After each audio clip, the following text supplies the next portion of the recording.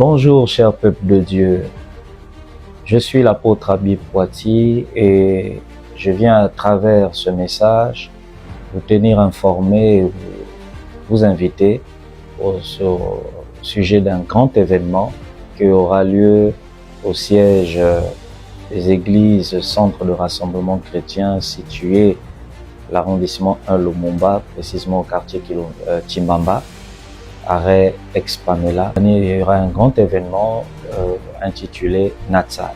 Natsal qui veut simplement dire délivrance. Et tout au long de cet événement, tout au long de ce merveilleux programme, vous aurez des invités surprises, des éminents hommes de Dieu qui, à tour de rôle, vont déverser des connaissances et aussi l'onction de Dieu qui va se manifester fortement à travers ces hommes de Dieu. Nous serons aussi de la partie, mon épouse et moi, pasteur du Tricia Poitiers et l'apôtre Habib Poiti que je suis. Et nous interviendrons par la grâce de Dieu. Ne vous laissez pas raconter ce programme parce que nous serons visités puissamment par le Seigneur Jésus-Christ et le Saint-Esprit sera au rendez-vous. Il y aura des grands miracles, une manifestation puissante de la gloire de Dieu et nous croyons que nous serons richement bénis. Cette invitation est pour toutes les familles, toutes les personnes qui nous suivent, que vous soyez dans la ville de Pointe-Noire, que vous soyez même à Brazzaville, à l'extérieur, vous pourrez entrer en contact avec nous par les numéros qui vont s'afficher pour réserver une place ici au niveau de Pointe-Noire et nous nous ferons l'honneur et le privilège de vous recevoir et de vous mettre dans des bonnes conditions. Que Dieu vous bénisse et à très bientôt pour ce merveilleux programme Natsal, 3e édition 2026. Que Dieu vous bénisse.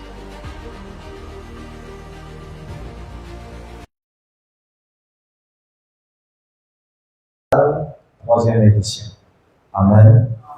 Et qui a pour thème « Sors de ton confort et va conquérir ce que Dieu t'a donné. » T'as déjà donné, merci. Amen. Est-ce qu'on peut acclamer Dieu pour ce thème merveilleux?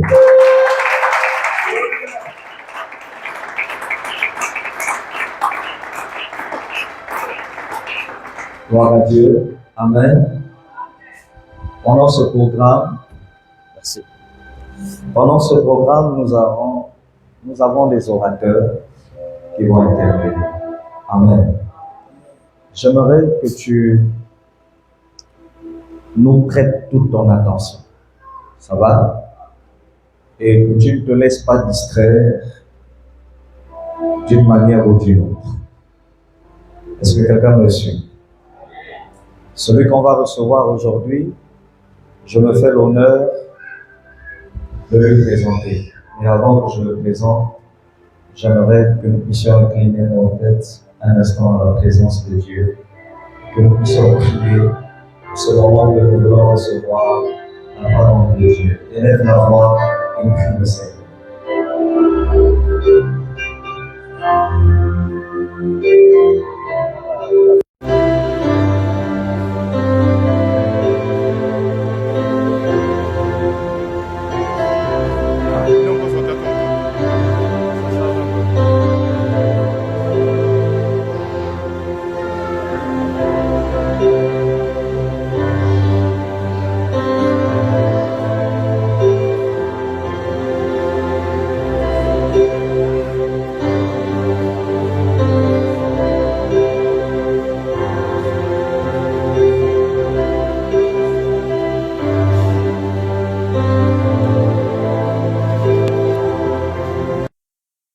Amen. Nous allons prier le Seigneur pour nos frères et sœurs qui sont confrontés certainement à des problèmes de transport, d'embouteillage. Que Dieu les bénisse et les accorde la grâce d'être comptés parmi nous. Élève la voix et prie le Seigneur. Et nous allons tapisser notre chemin du sang de Jésus-Christ. Élève la voix et prie contre Dieu.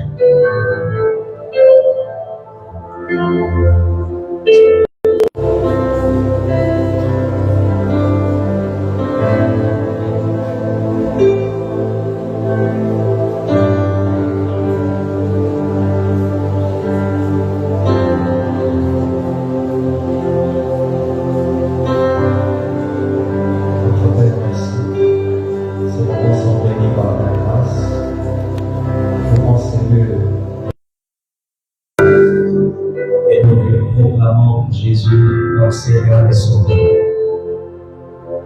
Merci pour la puissance de ta parole. Merci parce que tu nous parles, tu nous instruis. Au nom de Jésus-Christ, nous disons ensemble Amen. Est-ce que tu peux acclamer le Seigneur?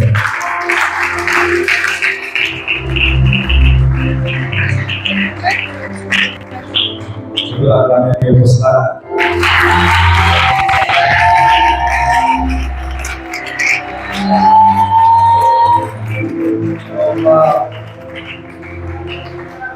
On va nous afficher quelque chose. Et c'est par ce canal que je vais vous faire l'honneur de présenter pour la nous ce soir. Amen. Ce soir, nous recevrons l'apôtre Patrick Ndami. Est-ce qu'on va acclamer Dieu pour son nom?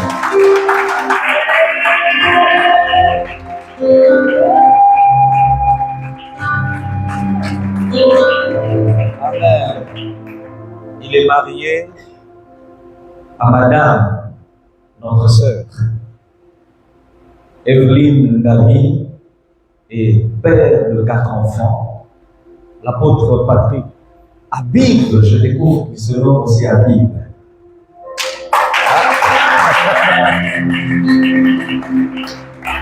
Ça va bien, en fait, on va comprendre. Ça va? Vous savez, quand j'ai vu ça, je me suis dit, j'ai compris ce qui nous a connectés. Ça va? Donc, je disais l'apôtre Patrick Habib, Gildas Ndami, est serviteur de Dieu engagé dans le parcours spirituel et ministériel qui est le suivant. Amen. Il est né le 24 juillet 1972 et baptisé le samedi 1er août 1992 à l'église Carpet. Il a occupé le rang, la fonction d'ancien au ministère, je crois, MVE, Mikaï, de 1993 à 1994, prédicateur à l'église Jésus-Christ Tabernacle de 1995 à 1997, ordonné pasteur par l'apôtre Abel Tibina en 1998. Je le réponds en innovation le Seigneur, le pasteur Abel Tibina.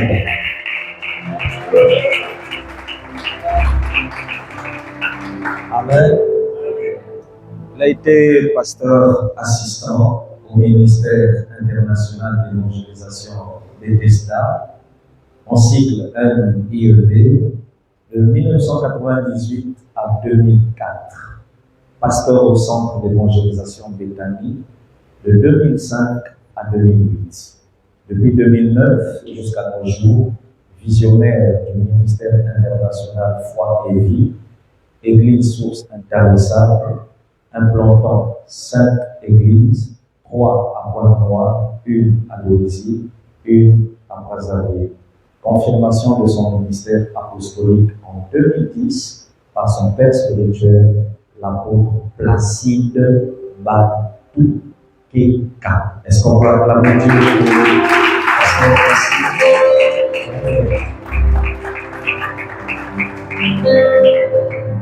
Alléluia. Alors, c'est sous cette présentation que je vous prie de vous tenir sur les livres.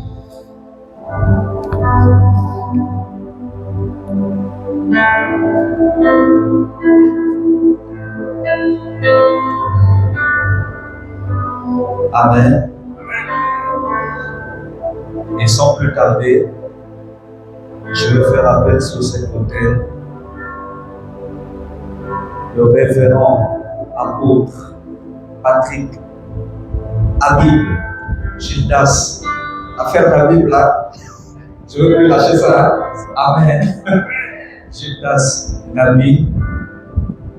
Et en tant que peuple de Dieu, nous le recevons en acclamant très fort le Seigneur. Merci, Bishop. Merci.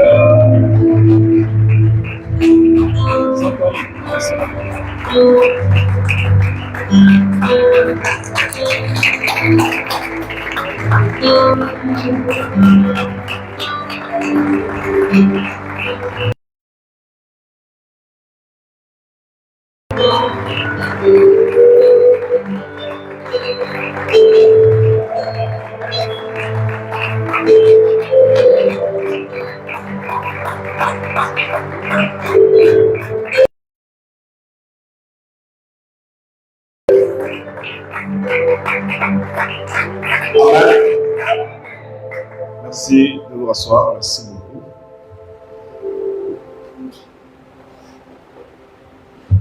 Je bénis le Seigneur ce soir pour cette grâce. J'appelle ça grâce parce que d'être sélectionné dans ce grand événement, ce grand programme. Et merci aussi au couple Poitiers, au révérend apôtre Habib, ainsi qu'à sa charmante épouse, maman Nutricia, pour cette confiance envers ma modeste personne, parce que la chair, elle est chère, hein? C'est pas n'importe qui qu'on la donne, mais merci pour la confiance. Est-ce qu'on peut acclamer Jésus pour la vie de merveilleux parents que nous avons?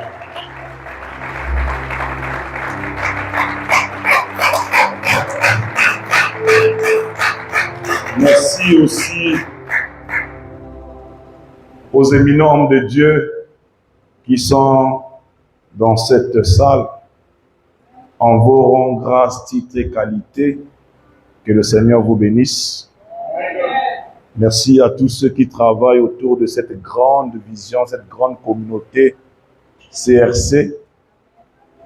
Que Dieu se souvienne de vous, de vos efforts, de vos sacrifices auprès du couple Poitiers, mais aussi du merveilleux peuple que vous êtes. Que Dieu vous bénisse.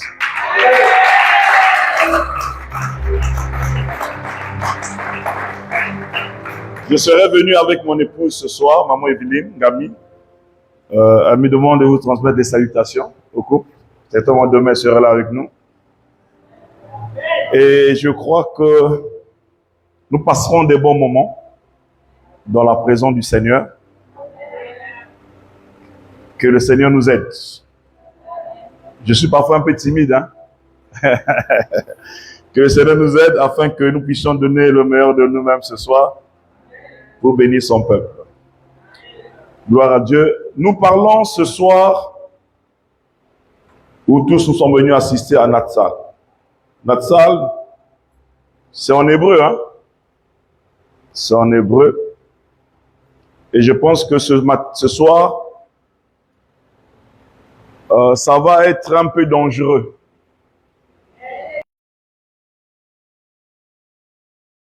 Le Natsal, on ne parle pas avec douceur.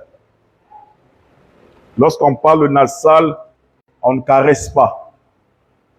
Parce que Natsal en hébreu veut dire délivrer, veut dire arracher. Or, quand il faut arracher, c'est pas avec douceur. Quelqu'un est là ce soir? Voilà pourquoi nous venons cette semaine pour arracher. Natsal veut dire sauver. Natsal veut dire libérer.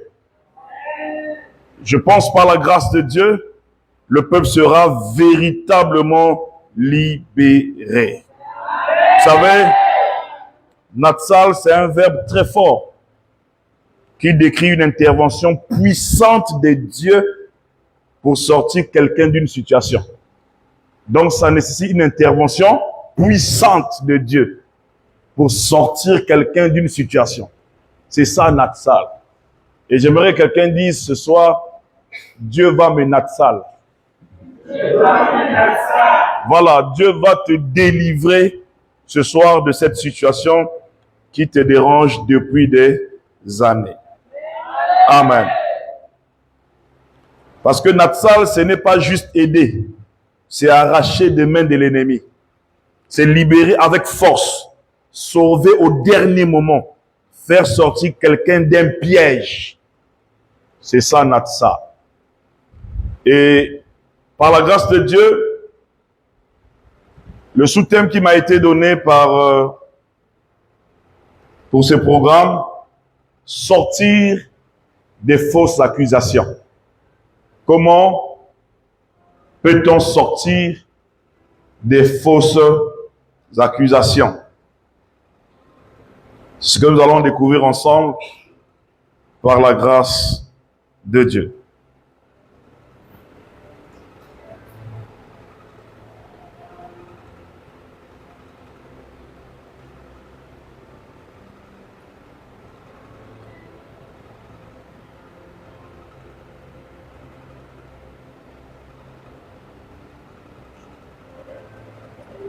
Amen.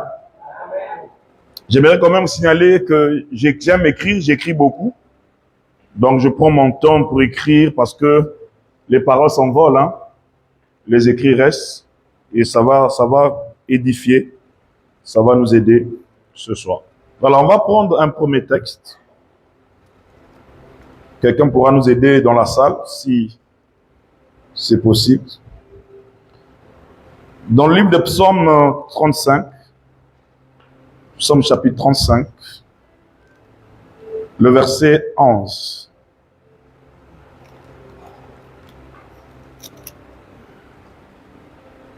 Psaume chapitre 35, le verset 11.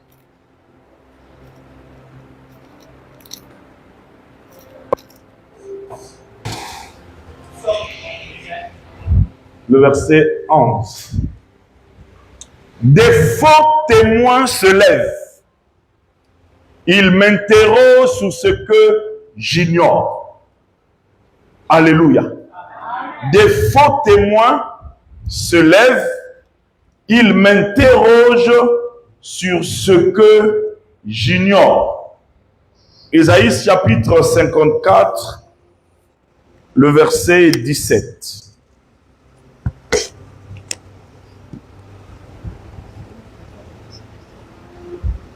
Ésaïe 54, le verset 17.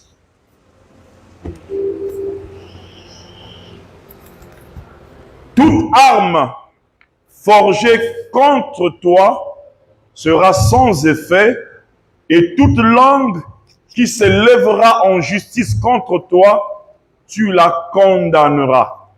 Tel est l'héritage des serviteurs de l'Éternel. Tel est le salut qui leur viendra de moi, dit l'Éternel. Parole du Seigneur. Voilà, ce soir, la première chose à faire, c'est de comprendre les fausses accusations. Parce que les fausses accusations font aussi partie du combat spirituel. Amen. J'ai l'habitude de dire à l'église, ou partout où Dieu me fait grâce de passer, de dire qu'un homme qui n'a pas d'ennemi n'a pas d'avenir. Si dans ta vie, on ne te combat pas, on ne t'attaque pas, on ne dit pas faussement des choses contre toi, il faut vraiment revoir, alléluia, ton appel.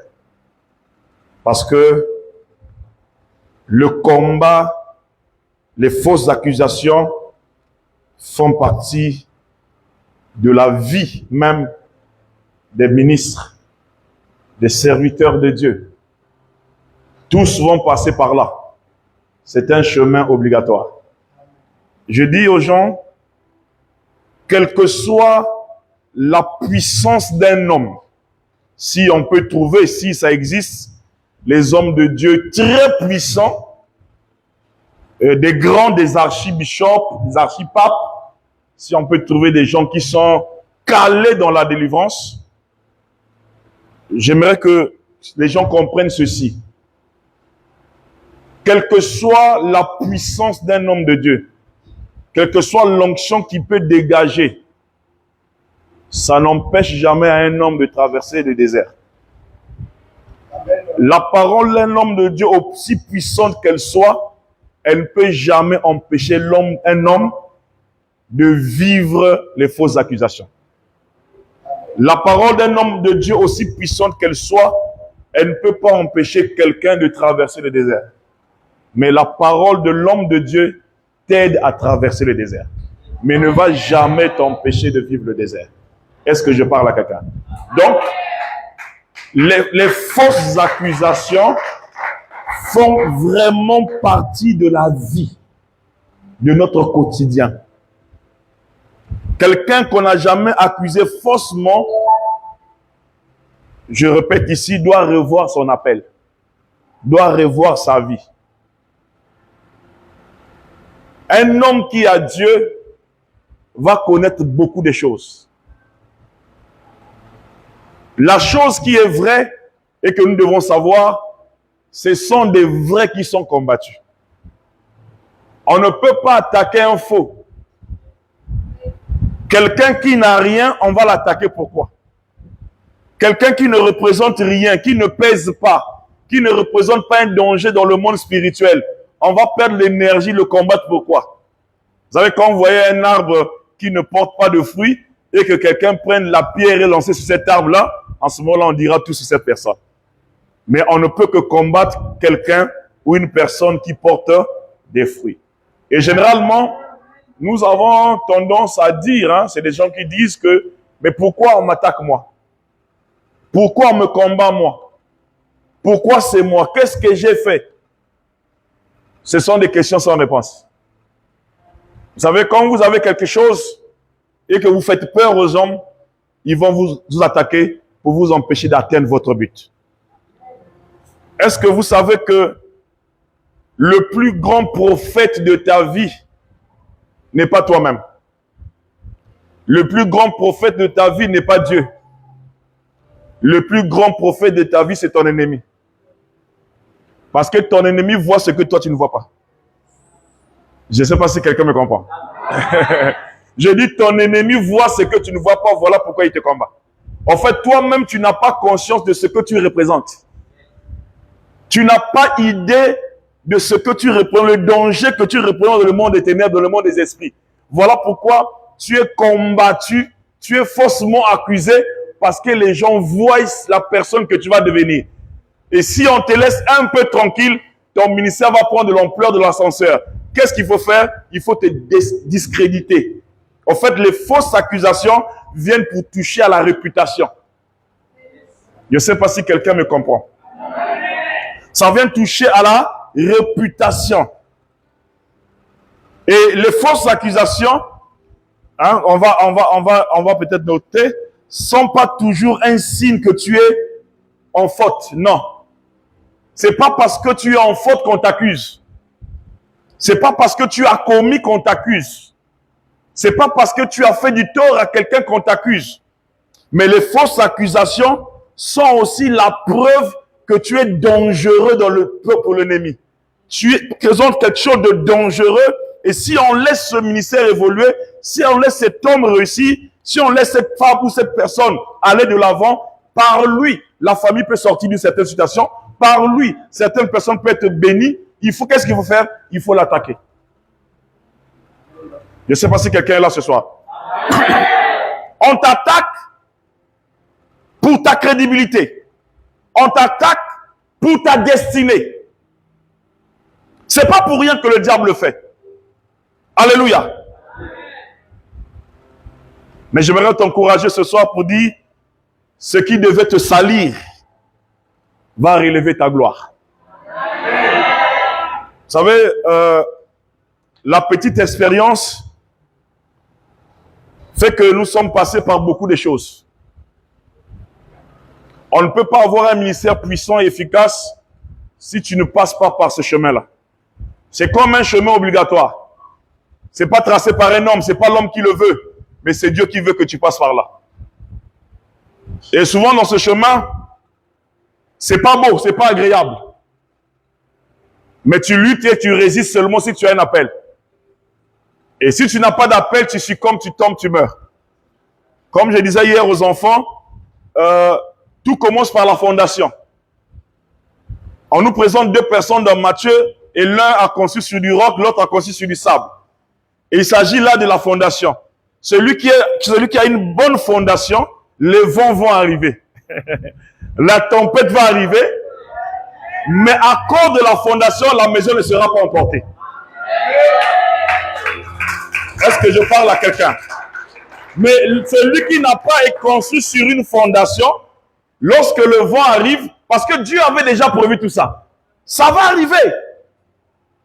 Toutes ces choses-là vont arriver. Mais si ta maison est construite sur du roc, si à la base il y a une fondation, les vents n'emportent pas la fondation. Je parle à quelqu'un? Mais si ta maison est construite sur du sable, en ce moment, quand le vent arrive, le vent va emporter ta maison et toi-même. Voilà pourquoi le plus important, c'est pas l'appel, mais c'est la fondation, le fondement qu'on doit avoir. Parce que si on n'a pas de fondement, on va se prêter au jeu de l'ennemi. On va faire comme l'ennemi. On va se comporter comme l'ennemi. Or, l'ennemi, en faisant cela, veut révéler au monde la personne que tu es par rapport à ce qu'ils disent de toi. Donc, si tu rentres dans un système ou dans un jeu, ils vont t'atteindre. Vous savez, un jour, un groupe de gens se sont levés dans l'église. Un des fils, vraiment, quand je dis fils, s'est levé dans l'église et a commencé à me combattre. J'étais pas là, j'étais en Angola pour un programme. Et quand je rentre vite avec mon épouse parce qu'on me dit, voilà ce qui se passe et j'arrive. Et le fils, qu'est-ce qu'il fait? Il a créé tout un scénario. Vous savez, quand quelqu'un vit avec vous, il mange avec vous, il dort chez vous, et qu'il sort quelque chose, les gens vont croire en ce qu'il dit. Et il a dit des choses, hein, jusqu'à dire que j'ai grossi une sœur. Et je suis resté tranquille. Je n'ai pas dit mot. Juste sur les réseaux sociaux, qui n'a pas parlé? Qui n'a pas dit? Ces fils-là ont tellement parlé. Voilà pourquoi, à un moment donné, on doit être vraiment un leader. Un leader, c'est celui qui ne se prête pas au jeu de l'ennemi. Qui ne se comporte pas comme des gosses. Mais il a une certaine maturité. Et lorsque tu as cette maturité, tu peux facilement régler certaines situations. Parce qu'on ne fait pas des choses dans la précipitation. Parce que même quand tu prends la parole pour te défendre, les gens diront tu viens pour te justifier. Normalement, lorsqu'il y a une fausse accusation contre toi, la seule chose que tu peux faire, c'est le silence. Et je me rappelle encore que lorsque tout ça est arrivé, il y avait cette chanson de Moïse Mie qui cartonnait. Et s'imiter. Et je vous assure que ces enfants-là ont commencé à chanter. Vous comprenez? Vous connaissez la chanson, non? Et s'imiter. Donc tout ce que j'ai voulu faire contre eux, et s'imiter. Et tout ça là, et s'imiter. Je suis resté calme dans mon coin et avec un esprit. Vraiment, je bénis Dieu pour le cœur. Ouais, homme de Dieu, on doit travailler notre cœur. Chers amis, il faut travailler son cœur. Si tu n'as pas travaillé ton cœur, je vous assure que certains problèmes vont t'emporter. J'en ai connu en 30 ans. J'en ai connu, mais j'ai une tension normale. Ma tension n'a jamais dépassé 14. Ma glycémie n'a jamais dépassé les 0,90. Toujours 0,85, 0,80, 0,80. C'est tout. J'ai jamais eu de problème de santé. J'ai jamais été hospitalisé. J'ai jamais été perfusé.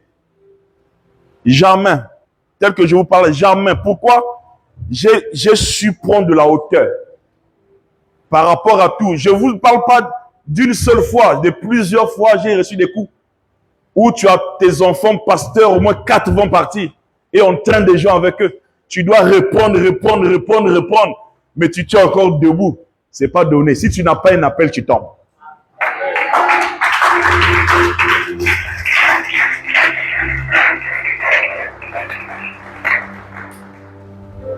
Voilà pourquoi il faut refuser de se défendre dans la chair. Je parle à quelqu'un? Il faut refuser de se défendre dans la chair. Il ne faut pas que ta chair te dise de faire comme eux, ceux qui te combattent, ceux qui t'accusent. Il n'y a rien qui reste et qui ne finit jamais. Non. Je vous assure que après le temps, un à un a commencé à revenir. Un à un a commencé à demander pardon.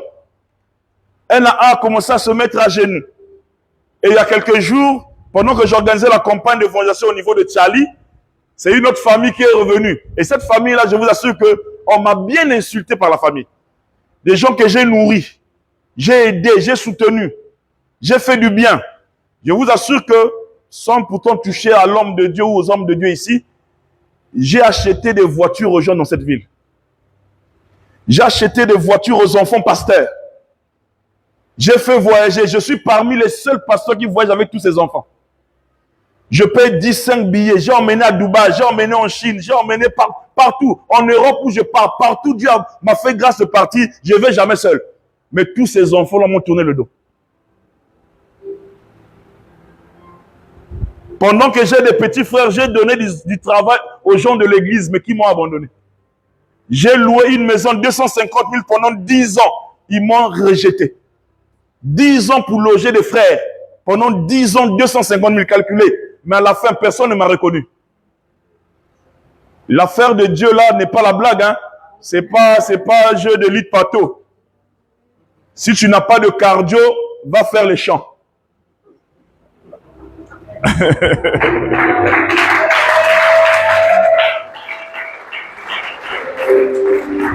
Si tu n'as pas de cardio, va faire le chant. Viens pas t'amuser dans les affaires du Seigneur. Si tu n'as pas de cardio, ne viens pas. Parce qu'au fait, vous devez savoir que la chair n'est pas faite pour parler des gens. Hein. Vous savez, il y en a qui ont tellement été accusés, faussement, beaucoup de choses. Et puis, au lieu de prêcher l'évangile, ils commencent à parler des gens qui les ont déçus. Les gens qui les ont blessés. Mais l'église, des gens ne viennent pas pour ça. Par leur Christ. Parce que ce que tu as vécu, c'est une expérience. Et ça te fait grandir, ça t'assagit. Pour que demain, tu ne répètes pas les mêmes choses. Mais est-ce que le peuple a besoin de ça? Aujourd'hui, le terrain de l'église, la chair est faite aujourd'hui pour parler de beaucoup de choses. On ne prêche plus l'évangile, on ne prêche plus Christ. Et si moi je m'étais mis à maudire ces personnes-là, mais aujourd'hui ils sont revenus. Et finalement, le dimanche, pendant que d'autres sont arrivés, le dimanche passé, surpassé, d'autres sont arrivés, et celle qui m'a beaucoup insulté même est arrivée. Il y a un homme de Dieu que j'avais invité comme chantre. Il a entamé une chanson. De Moïse m'y est toujours. Vous voyez? Quand ça arrivait, il y avait... et écoutez ce que la chanson dit. Pendant que j'étais en train de faire la délivrance, et lui, il a entamé cette chanson qui disait et s'il y est, les kambango et les qui, ou mon pépango, ça n'y et les qui. Vous voyez? Moi, quand j'apprends ça, ça sonne hautement dans mes oreilles. Il dit mon pépango et les qui. Donc ça veut dire que mi pepe le kaka. Mi tumba wane zaka mi pepe ça ni et le kaka nango. Donc et si mi pepe le qui, mais mi pepe le qui bazongi hein. Le problème c'est le cœur. Dis à ton voisin le cœur. Ce soir, Dieu doit te natsal. Il doit te délivrer. Il doit toucher ton cœur. Les textes que nous avons lus disent beaucoup. Ne te défends pas par la chair. Tu vas rencontrer l'opposition. Tu vas rencontrer la persécution. Tu vas rencontrer des hommes et des femmes qui parleront forcément contre toi. Tu vas rencontrer des personnes qui ne seront pas toujours d'accord avec toi. Et puis vous devez savoir que tout le monde ne sera jamais d'accord. Parce que le désaccord même est naturel. Il y a des gens qui ne seront pas toujours d'accord avec ce que vous dites, avec ce que vous faites. Maintenant, vous direz quoi? Vous allez faire quoi? Vous allez les maudire parce qu'ils ne sont pas d'accord avec vous? Non. Donc, dans le ministère, tu ne peux pas passer outre ces choses. Dans la vie chrétienne, tu ne peux pas passer outre ces choses. Si tu es chrétien engagé, enfant de Dieu, né de Dieu, avec une grande destinée, je vais te décevoir, tu auras des combats toute ta vie.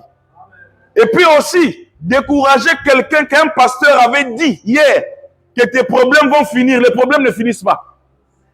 La vie sur terre est un combat spirituel. Un combat permanent. Les problèmes finissent dans la tombe. Mais aussi longtemps que tu es vivant, tu vas rencontrer des problèmes tous les jours de ta vie. Même quand tu as demandé à Dieu de te donner le mariage, il te sort d'une situation de célibat, qui t'emmène dans le mariage, c'est un autre combat qui commence avec une famille. Et même quand tu es dans le mariage, parce que Dieu t'a donné le mariage, mais un autre combat qui commence pour trouver un enfant. Donc ces choses-là, ce n'est pas des histoires qui vont passer comme ça, qu'on ne va pas connaître, on ne va pas souffrir. La vie chrétienne, elle est douce, la vie chrétienne, elle est paisible, la vie chrétienne, c'est l'hamburger steak avec fromage. Non! Il faut avoir du cardio. Et la Bible dit, chacun aura pour ennemi les gens de sa propre maison. Même les gardes les plus sûrs vont te causer du tort. Même les gens les plus sûrs. Un jour, je me retrouve à Dubaï, j'achète une très belle voiture, Lexus. Une très belle voiture noire, très belle, bien climatisée. Je l'emmène un vendredi à l'église, le seul jour où je l'ai conduit même. Et je vois un de mes fils en train de tellement bien prêcher, et le Seigneur me dit, prends la voiture, bénis ton fils.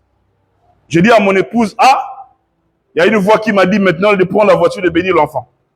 Elle dit, je crois en ton Dieu, tu peux le faire. Parce qu'il y avait une première expérience qui avait tellement payé, parce que personne n'avait résisté. Et cette deuxième expérience, mon époux dit, non, il n'y a pas de problème, tu peux donner. Et j'ai donné cette voiture à ce fils-là. Lui, il a travaillé dans le pétrole, il n'avait jamais acheté une voiture. Et moi, son père spirituel, je lui ai offert un 4x4. Lexus. Mais ce frère-là m'avait quitté. Il a parlé du mal de moi, il m'a abandonné. Il m'a laissé au moment où j'avais plus besoin de lui. J'ai payé sa maison. J'ai entretenu sa famille. J'ai envoyé ses enfants à l'école. Mais il m'a abandonné. Vous voyez que il ne faut pas toujours maudire les gens. Derrière ces choses, il y a un esprit. Au départ, Judas n'avait pas de problème. Au départ, Judas mangeait avec Jésus dans la même assiette. Mais il est arrivé un jour que l'esprit est rentré en Judas. Ça veut dire que la convoitise, la haine, la jalousie. Mais Dieu, le diable aussi n'entre pas dans un cœur bien préparé. Il rentre dans un cœur qui a une certaine... Vous comprenez, non? Voilà. Il y a des gens qui sont là, qui sont jaloux, qui sont envieux, qui n'aiment pas la gloire des autres, l'élévation des autres, le succès des autres, qui mettent des bâtons sur la vie des autres. En ce moment-là, ces gens-là, lorsque vous les voyez, mais à un moment donné, le diable va entrer par eux. Parce que c'est déjà leur caractère.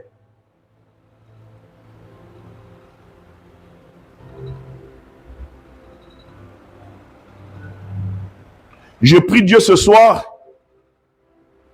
qu'il te délivre de la loi de la famille.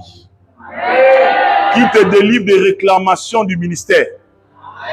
Qu'il te délivre des fausses accusations. Parce qu'il y en a qui sont morts. Hein? Ah oui, qui n'ont pas survécu à cause des fausses accusations. Il y en a qui sont restés aujourd'hui avec des défauts corporels. Parce que c'était tellement fort, ils n'ont pas pu supporter, ça entraînait l'AVC. Ça entraînait des maladies cardiovasculaires. Ça entraînait plein d'autres choses et aujourd'hui ils sont devenus invalides. Vous savez, il y a une chose que je dis à l'église et je dis à mon épouse et à tous ceux qui veulent l'entendre. Je ne vais jamais mourir pour l'église. Écoute-moi très bien. Moi, Patrick Ngami, je ne vais jamais mourir pour le peuple. Je ne peux jamais mourir pour quelqu'un? Non, non, jamais. Je vous assure. Regardez, il n'y a pas plus ingrat que les enfants que vous conduisez là. Vous avez toute la souffrance des jeûnes, des prières, les retraites, tout ce que vous faites là. Un matin, vous allez venir, la salle sera vide, ils vont partir. Il n'y a pas plus d'ingratitude dans l'église. Voilà pourquoi prie avec les chrétiens, parce qu'ils aiment prier, mais travaille avec les païens.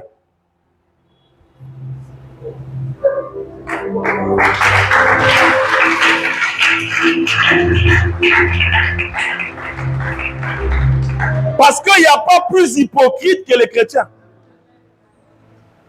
Les chrétiens sont très hypocrites. Et même, ils attendent que le papa puisse tomber. Hein. Ils attendent que quelque chose lui arrive. Quand ils disent, « Osa Nzambe, papa avance, nous t'aimons. » Ça, c'est la bouche, hein, mais ça ne vient pas du cœur. Il y a des paroles qui peuvent venir de la bouche, mais qui ne viennent pas forcément du cœur. J'ai un fils qui s'est marié, mais n'avait pas tout l'argent. Et pourtant, le matin, nous étions ensemble avec mon épouse. Le jour même de son mariage, il dit, papa, c'est bon, c'est bon. Et puis, je vais me reposer chez moi à la maison. On me rappelle pour dire que c'était la honte là-bas, il n'avait rien. La belle famille l'a chassé, c'était fort. Et puis tout le monde chantait. Mon fils me le dit toujours, papa, nous étions humiliés. Tout le monde disait, Boko Zongama Boko Pamba. Donc c'est tout le quartier de Lusala là, qui a entamé ce chant-là. On n'a même pas donné de la nourriture. Il allait prendre des vestes des Chinois pour donner à la belle famille. Et moi, quand on me l'a dit, ça m'a dérangé. Le même soir, j'ai pris un de mes amis pasteurs, il était, je crois, 14 heures comme ça, paix à son âme, pasteur Blaise Bédi. Je suis parti récupérer 1,5 million dans mon compte. Et j'ai fait tout le nécessaire pour le fils. Je suis reparti le lendemain, j'ai acheté des costumes, j'ai rechangé, j'ai acheté des super, j'ai tout fait. Après le mariage, ils m'ont abandonné. Juste après le mariage, il m'a laissé. Aucun membre de sa famille n'était arrivé. Tout le monde vit en France. Hein. Personne n'est venu. J'étais là seul avec l'église pour le soutenir. J'ai sorti 1,5 million pour l'aider. Après le mariage, il a quitté l'église. Un pasteur. Donc vous allez dire quoi? L'apôtre Ngami est maudit. Ce qui fait que les enfants quittent le partent. Non, c'est faux. Ça n'a rien à voir. Là où il y a des vrais, il y a des combats. Si autour de toi, rien ne bouge, on ne dit rien, c'est qu'il y a un problème. Parce que si vous ne voyez pas venir l'ennemi en face, si vous ne voyez pas venir l'ennemi derrière ou de l'autre côté, c'est que tu dors avec l'ennemi. Or, le grand danger, c'est de dormir avec lui sans le voir.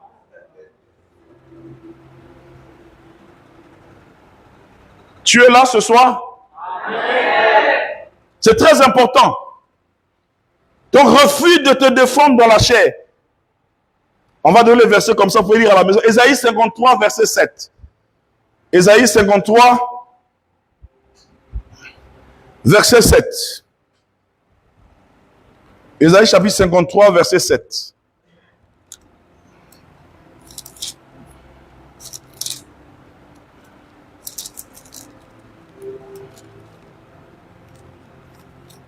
Vous êtes? Voilà. Il a été maltraité, opprimé. Il n'a point ouvert la bouche, semblable à un agneau qu'on mène à la boucherie, à une brebis muette devant ceux qui l'attendent. Il n'a point ouvert la bouche. Donc, à un moment donné, ça c'est Jésus, hein? C'est une fausse accusation. Même Pilate reconnaît que c'est une fausse accusation. Mais les gens disent c'est lui seulement. Lui. Mais il n'a pas ouvert la bouche. Il n'a rien dit. Il ne s'est pas prononcé comme ce monde-là voulait. À un moment donné, le silence est la meilleure arme. Parce que aussi, Dieu est le maître de temps. Il arrivera un temps où le Seigneur va te justifier par rapport à tout ce qui a été dit sur toi. Donc ne sois pas pressé de te battre, de te lever, de te justifier, d'essayer de convaincre. À un moment donné, reste en prière. Un matin, Dieu va te justifier. Un matin, Dieu va trancher l'affaire. Je vous assure. Il est fidèle. Moi, j'ai toujours dit, plus fidèle que Dieu n'existe pas. Il est fidèle de fidèle, le fidèle de fidèle. Vous savez, tellement que j'ai connu beaucoup de choses. Et j'ai dit à l'église, le meilleur ami n'existe pas. Ceux qui ont encore de meilleurs amis, gloire à Dieu. C'est les meilleurs amis qui vont vous détruire. Ce sont ces meilleurs amis-là qui vont prendre vos femmes, vos maris. Ce sont ces meilleurs amis-là qui vont déranger votre vie. Parce que celui qui connaît sur toi va te détruire.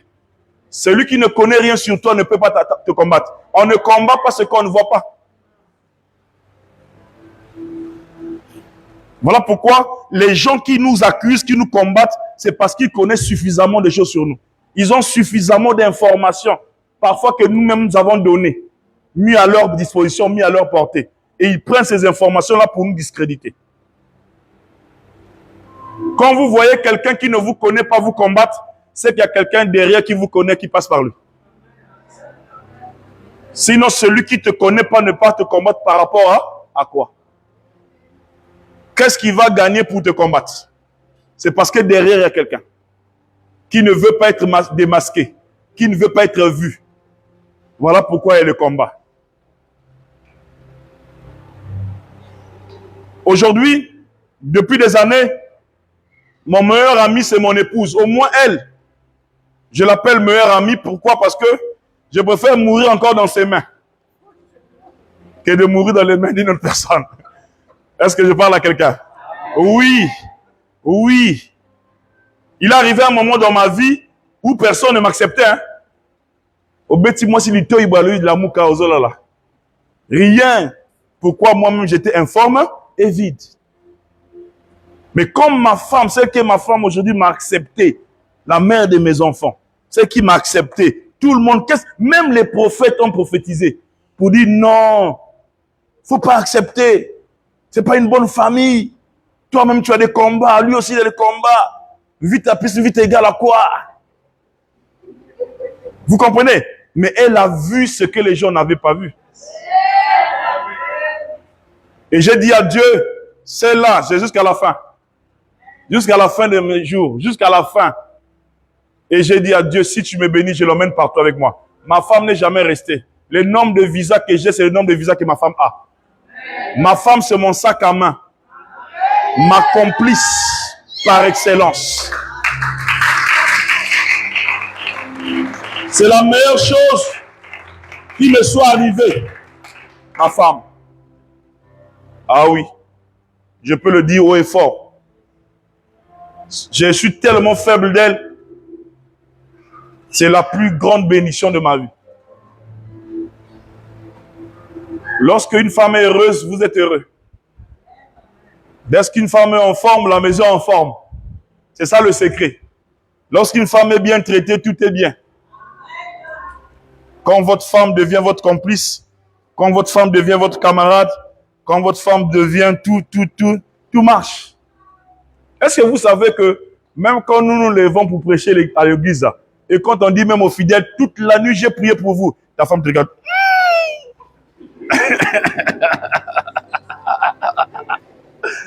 Parce qu'elle connaît les secrets. Papa va dire on flingue. Mais comme elle ne peut pas te trahir, elle dit Amen. Voilà pourquoi quand une femme de pasteur décide de quitter, fais attention. Et même à des gars. Parce qu'elle maîtrise des dossiers. Est-ce que je parle à quelqu'un? Chers amis, ce soir, j'aimerais te dire une chose vraie. Les hommes se lèveront contre toi. Les hommes vont t'accuser faussement, diront des choses sur toi que tu n'as pas forcément fait, hein, mais les gens le diront. On ne va pas empêcher quelqu'un de dire ce qu'il veut sur toi. Quand quelqu'un veut dire quelque chose, il le fera. Quand quelqu'un veut t'accuser, il le fera. Mais toi, adopte une certaine attitude qui va épargner ton cœur de subir ces attaques. Parce que si tu n'adoptes pas cette attitude-là, ça va être comme une fondation, une maison qui n'a pas de fondation. C'est fait sur le sable et le vent. Parce que pourquoi Dieu dit le vent, la tempête? Mais la tempête, c'est des fausses accusations. Mais s'il n'y a pas la fondation, ça va t'emporter. Ça va t'emmener. Combien sont sous terre à cause des fausses accusations? Et après, on a découvert que c'était faux. Mais la personne n'est plus là. Donc, quand quelqu'un veut parler faussement de toi, il le fera. Je ne sais pas si je parle à quelqu'un. C'est très important de comprendre cela. Jésus n'a pas ouvert la bouche. Mais est-ce que Jésus a fait du mal à quelqu'un? Il a fait du bien, il a guéri, il a purifié les lépreux, il a ressuscité les morts, il a donné à manger aux gens, il a fait que du bien. Mais un matin, un groupe de gens se réveille, il dit crucifiez-le. Mais qu'est-ce qu'il a fait? Il dit crucifiez-le. Mon ami, mon frère, quelqu'un se lèvera un jour, il va te dire crucifie-le. Vous imaginez que l'homme, la Bible dit que là où il y a ton trésor, c'est là où il y a ton cœur. Et on ne donne pas le trésor à n'importe qui. Je pense même celui qui gère les finances ici, c'est pas n'importe qui. Mais imagine un matin, il lève son talent contre toi. Et Jésus dit que mon ami, il appelle mon ami. L'ami sur qui il comptait même. Il a levé son talent, il a vendu. Papa, quel risque? Je ne sais pas si quelqu'un comprend le risque. C'est-à-dire que Judas me comptait qu'à Zang. Et pourtant, il avait la bourse. Il gardait l'argent. Mais qu'est-ce qui s'est passé? Le cœur. Le cœur. Il y en a qui n'aiment pas que tout soit sur l'homme de Dieu. Pourquoi seulement lui?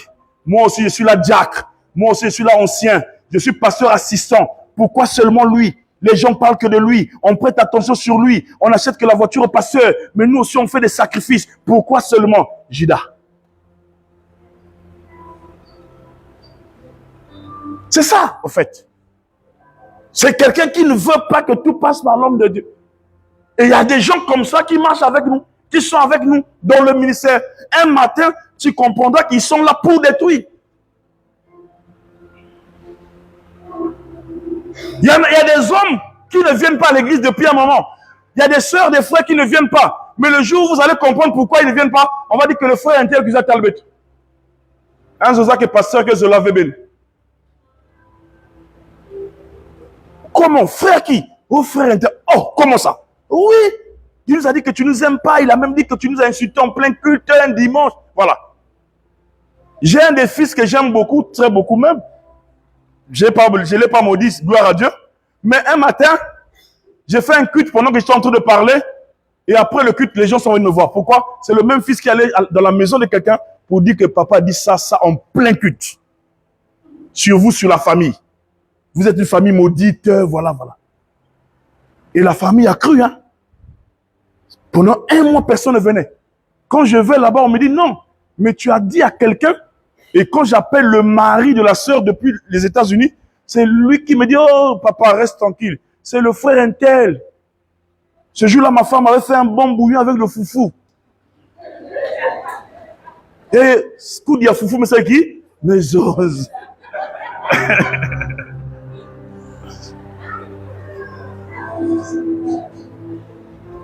Donc on peut te trahir pour du foufou. Mais ils ne vont pas voir les sacrifices que l'homme a fait pour sa vie. L'homme peut vous faire du mal pour aujourd'hui. Il ne sait pas que vous êtes un canal puissant. Sans lui, peut-être qu'il ne serait pas vivant. Sans lui, peut-être qu'il ne serait pas encore là. Sans lui, peut-être qu'il ne serait pas debout. Il y a des gens qui ne comprennent pas que nous sommes des hommes que Dieu a établis pour leur destinée.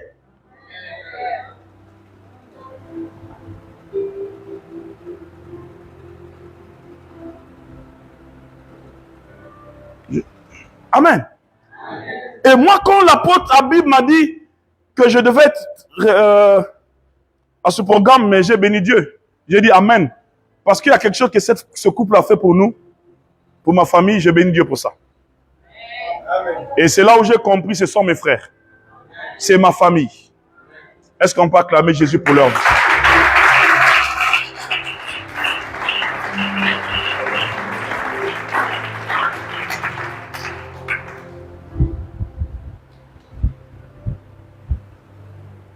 Le jour où mon fils partait en France, le couple Poitiers m'a béni 1 million comme contribution pour le voyage de notre fils. Béni comme contribution pour le voyage de mon fils. Béni. Pas prêté. Donné. Contribution. Est-ce que les gens font ça? Les gens qui ne vous aiment pas peuvent faire ça.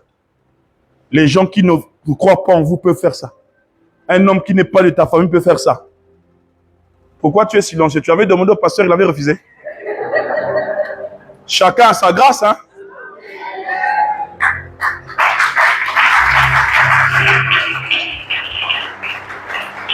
Et ça, du Kambangolou. Donc, il y a des gens bénédictions. Il y a des personnes dons que Dieu vous donne. Et il faut les préserver. Ah oui. Vous avez des bons parents que le Seigneur vous a donnés. Et il faut les préserver, il faut les garder. Ah oui, c'est la vérité. Ne détruisez pas ce que Dieu vous a donné. Ne détruisez pas les parents que le Seigneur vous a donnés. Vous risquerez de le regretter plus tard, il sera trop tard. Pendant qu'ils sont là, prenez soin. Pendant qu'ils sont là, soutenez, aidez au mieux que vous pouvez faire. Parce qu'ils sont une bénédiction pour vous. Mais arrêtez de critiquer. Parce que aussi, c'est vrai qu'on peut critiquer. Mais il y a aussi des conséquences dans ce qu'on peut faire. Parce que Myriam et Aaron. Vous savez, apôtre, Dieu ne démystifie pas les gens qu'il a mystifiés. Retenez ça. Quand Dieu a mystifié quelqu'un, il ne le démystifie pas. Même quand vous pensez qu'il a tort, Dieu devant vous ne va jamais démystifier son serviteur. Parce qu'il a déjà mystifié. Il ne peut pas le démystifier. Quand les gens parlent de Moïse, vu ce qu'il a fait, mais Moïse dit, Dieu dit aux gens là, quand il y aura parmi vous des prophètes. Quand la aussi, dans des visions. Mais le cas de Moïse là, c'est le seul qui parle avec moi face à face. Donc malgré ce que vous dites de lui là avec moi c'est face à face. Il n'y a pas un prophète comme lui. Imagine que Dieu vous dise ça. Du moment où vous quittez son serviteur, il vous dit que lui là c'est le meilleur des meilleurs. Malgré ses dégâts, malgré ses défauts. Voilà pourquoi c'est pas donné aux hommes de condamner les hommes de Dieu. C'est le Seigneur lui-même qui censure ses serviteurs. C'est pas un homme qui le fera.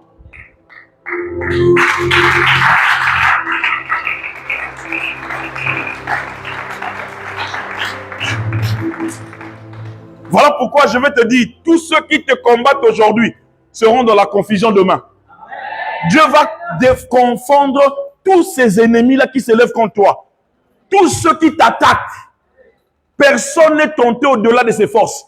Il va arriver un moment où le Seigneur va se lever et va mettre hors d'état de lui toutes ces personnes-là qui complotent contre toi. Je peux te rassurer quelque chose. Avant que cette année ne finisse, le Seigneur va t'élever. Tous ceux qui veulent te faire tomber va s'élever pour ta gloire. Et le Seigneur va t'emmener à un niveau élevé où les gens seront étonnés de constater est-ce que c'est réellement lui. Les gens cherchent à te tuer, mais Dieu va t'élever. Des gens cherchent à te torturer, mais Dieu va te confirmer. Je vois des hommes et des femmes, avant que cette année ne finisse, Dieu, vous allez atteindre le sommet. Le Seigneur va vous emmener quelque part. Le Seigneur va vous emmener dans les hauteurs. Et puis ceux qui vous ont critiqué, ceux qui pensaient que c'était fini,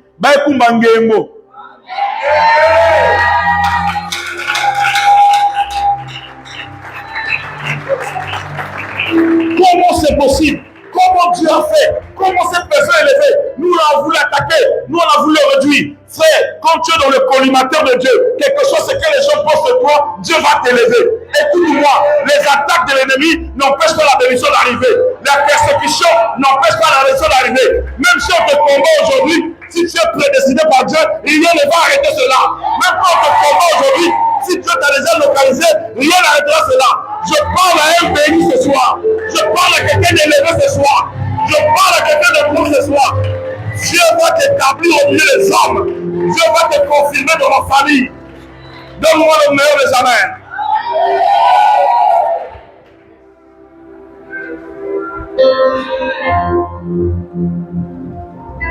Voilà pourquoi n'aie pas peur de ce que les gens disent contre toi. Qu'on dise du mal de toi, mais qu'on ne retrouve pas ça en toi. Le problème, c'est celui-là. Les gens peuvent dire, calomnier, critiquer, des fausses accusations, mais qu'on ne retrouve pas ces choses.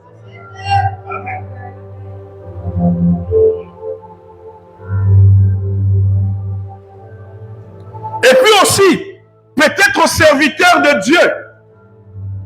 Est-ce qu'il y a un serviteur de Dieu ici? S'il y a une chose en tant que serviteur, on ne peut pas faire et que nous ne devons pas faire, en fait, on doit faire beaucoup attention à nous.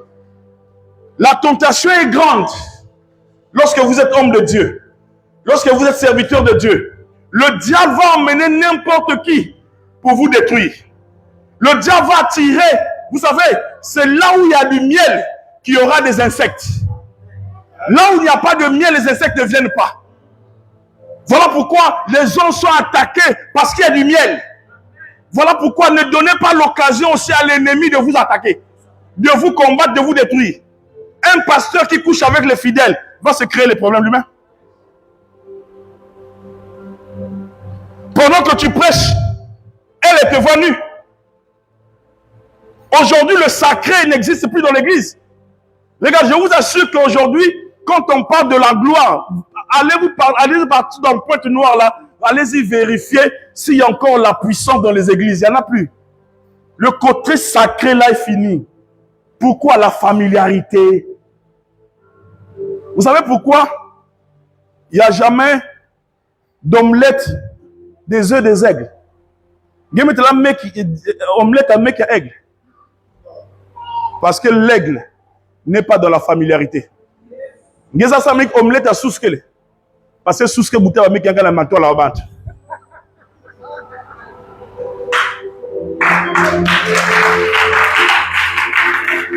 Voilà pourquoi les gens prennent les œufs de poule pour faire les œufs. La familiarité. La familiarité tue la race. Détruit la race. L'aigle va dans les hauteurs, au sommet de la montagne pour donner les œufs là-bas. Maintenant, monte, va les prendre. Voilà pourquoi à un moment donné, le retrait, un peu d'écart, ça fait du bien. N'attire pas trop de gens devant toi. Parce que les chrétiens parfois oublient que nous sommes les hommes. Voilà pourquoi au temps de la Bible, il y avait 2000 coudées entre les serviteurs et le peuple. Même si on se chamaillait là-bas, eux, ils ne savaient pas ce qui se passait. Mais aujourd'hui, on prend tout le monde, on met dans la maison. Papa, j'ai décidé de ne plus avoir des gens chez moi. Après avoir trop subi. Parce que ça arrive que les femmes que nous avons là, championnes à incompréhension. Même si il y a une maman pasteur, incompréhension. C'est ça la femme. Maintenant, tu te fâches contre ta femme, maintenant, pas dans l'église qui n'a une. Je ne sais pas si tu comprends. Il y a fâché avec la mère, mais pas dans l'église qui n'a une. Ah, papa, maman, maman, ils ne vous diront pas forcément, mais ça va se répercuter dans l'église. Et ça détruit le sacré. Voilà pourquoi c'est toujours bien de vivre seul ou avec vos propres enfants. Et quand vous voulez aider certaines personnes, faites ça de loin.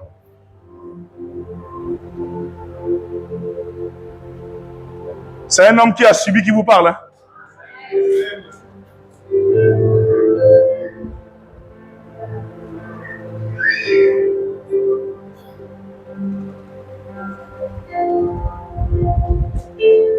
Quand tu réponds dans la colère, ça peut aggraver ta situation. Il ne faut pas répondre dans la colère. Il faut apprendre à se calmer, à gérer comme un grand. Oui, comme une personne mature, comme une personne adulte. Il faut gérer des choses pas avec. Vous savez, même nos épouses, pasteurs là, elles ont tellement des émotions et tout ça. Quand on parle du mal de son mari, elle va inculquer à son mari. Tu vois un tel, maudit rien dit. Mais toi ne va pas vite. Prends la chose, prie. Parce que tout ce qui nous dérange là, ce n'est pas l'homme physique que vous voyez. La Bible, nous n'avons pas à lutter contre la chair et le sang. S'il s'agit des esprits, il s'agit des principautés, il s'agit des autorités, des dominations, des princes du monde des ténèbres, les esprits méchants qui se lèvent. J'ai ma fille, je vous assure, elle ne concevait pas. Et j'ai prié pour elle, elle est tombée enceinte. À 9 mois, mort. Donc l'enfant est mort dans le ventre. Elle est venue me voir, papa, voilà l'enfant est mort, tout ça là, les papiers sont là, tout ça. Son mari pleurait. J'ai pris l'enfant, j'ai prié pour elle, j'ai dit à ma femme de toucher son dos, j'ai tenu son ventre, j'ai prié, Dieu a opéré un miracle. L'enfant est revenu à la vie. Quand l'enfant revient à la vie, elle met au monde quelques temps plus tard, elle vient me voir, elle dit à maman, je veux voir papa. Maman dit, il n'y a pas de problème, papa est là, c'est ton papa. Il dit, papa, tant au monde, j'ai dit, c'est-à-dire, oh, même la bandoto, il se la caboye. J'ai dit, c'est-à-dire, je veux coucher avec toi. Et si tu n'acceptes pas que je couche avec toi, je quitte l'église. J'ai dit, mais comme je ne peux pas coucher avec toi, donc quitte l'église. Je n'ai pas le choix. Mais regardez, elle est partie. Hein? Elle a quitté l'église, ça fait plus de 5 ans, 6 ans. Mais elle est revenue avec un homme dans l'église. Actuellement, elle est revenue à l'église. Imaginez que j'avais couché avec elle. Aujourd'hui, elle est revenue avec un mari dans l'église. Dans l'église. Je dis, mais imagine ce que tu m'avais demandé là, qu'on fasse là. Regarde, ce monsieur-là, aujourd'hui, c'est toi qui l'as emmené. Et puis, il y a que moi, autorité, moi, je bien. Mais Sim Baskanange. Il faut faire très attention. Le diable est très rusé. Un jour, il y a une sœur de l'église, très belle, partenaire, Hélène. J'arrive chez elle, elle veut être avec moi. J'ai dit, comment ça? Elle veut tout à tout prix que je sorte avec elle. J'ai dit, non, maman, je suis ton père. Et le fils ne voit pas l'unité de son père. Ça, je ne peux pas le faire. Elle dit, non, je veux, non. Elle était même nue. J'ai dit, non, je ne peux pas. Je ne peux pas. Vous savez, 6 mois après, elle est décédée. Vous savez de quoi? Du VIH. Maintenant, 6 mois encore, tu as du bouline.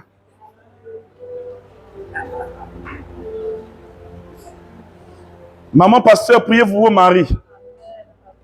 Qui s'allait que vers facile. C'est pas l'eau à boire, hein? C'est difficile. Si vous, voilà pourquoi les gens disent, oh, toi tu es faible, tu te promènes avec ma femme, ta femme partout. Il y a que des faiblesses, il y a aussi protection. Amen. Eh oui. C'est pas seulement une faiblesse, c'est pour te préserver toi-même aussi. Et quand je vais avec elle, je suis plus en sécurité. Parce que qui viendra, on a le même lit, le même hôtel, tout ça, qui va venir faire quoi? Je me rappelle, je suis parti au Bénin en 2010. Je fais l'œuvre, je finis, je rentre dans ma chambre d'hôtel comme ça, et puis il y a quelqu'un qui vient toquer à la porte. J'ouvre, c'est une belle femme, une Malienne. Il me dit, papa, je suis ta voisine juste à côté, la porte d'à côté là. Il y a quelque chose qui ne va pas. J'ai dit, mais va, appelle-moi, je suis client comme toi. L'hôtel, c'est un grand hôtel, il y a des gens qui travaillent, va. Il dit, non, non, il y a quelque chose ici, je ne sais pas c'est quoi. J'ai dit, ok. Le monte, qui monte. Et puis je crois, j'ai dit, quand j'arrive, je mets quelque chose rapidement là. Et je viens, je vais toquer, il dit, ouvre, c'est ouvert. J'entre comme ça, elle était déjà nue sur le lit. Nue. En 2010 au Bénin, nue. Premier réflexe, comme ma femme n'était pas venue avec moi, j'ai pris le téléphone, j'ai appelé ma femme. J'ai dit, il y a une femme nue sur le lit là.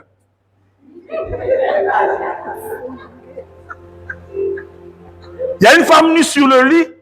Voilà, voilà, voilà. Ma femme m'a insulté. Cette femme-là, j'ai mis le haut-parleur. Elle était gênée, je suis sorti. Pourquoi? Parce que le diable combat. Là où il y a quelque chose, on combat. Là où il n'y a rien, on ne combat pas. On n'attaque pas ce qui n'a rien. On ne combat pas ce qui n'a rien. Il n'y a pas de fausses accusations contre ce qui n'a rien. C'est quand tu as quelque chose que tu auras des combats.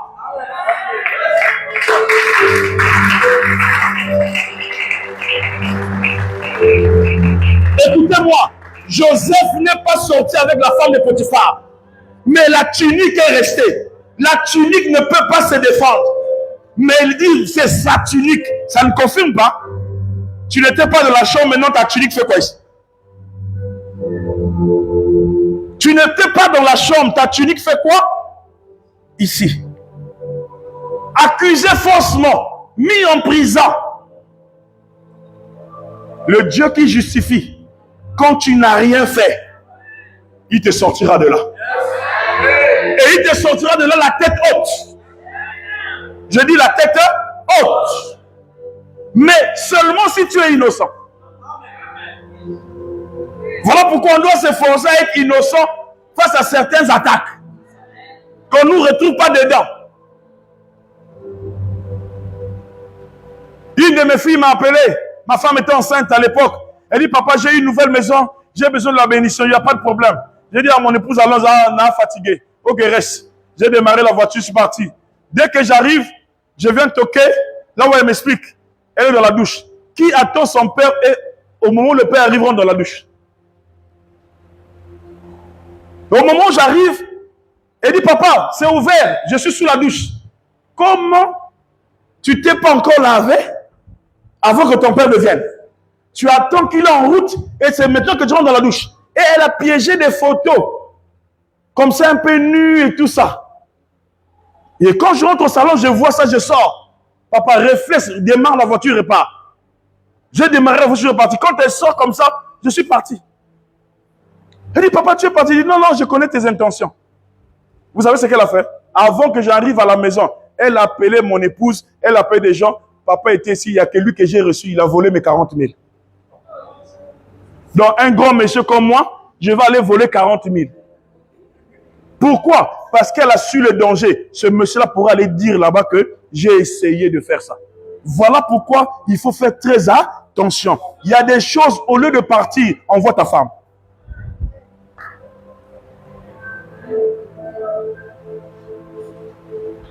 Ne dis jamais c'est ma meilleure fille.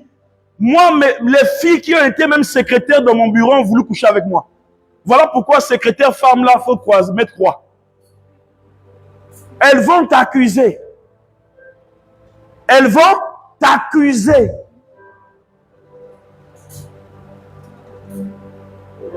Elles vont t'accuser. Au départ, c'est bien. Mais il arrivera. Est-ce que vous savez qu'il y a des filles dans l'église qui souhaitent même que le pasteur, la femme du pasteur meure qu'elle remplace? On va acclamer pour notre Père.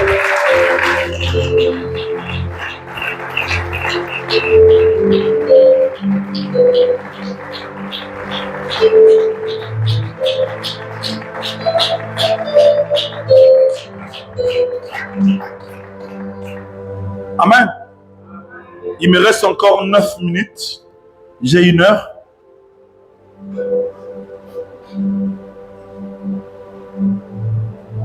Quelqu'un est là? Est-ce que tu es béni? Dieu combat pour ceux qui savent se taire au bon moment.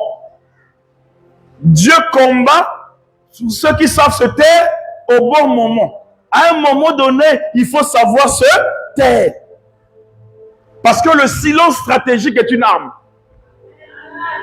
Je dis à quelqu'un, le silence stratégique est une arme. C'est une arme. À un moment donné, tu dois laisser Dieu être ton défenseur.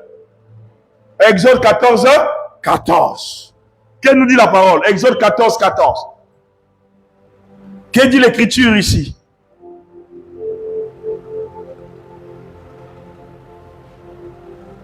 Exode 14, 14 dit quoi?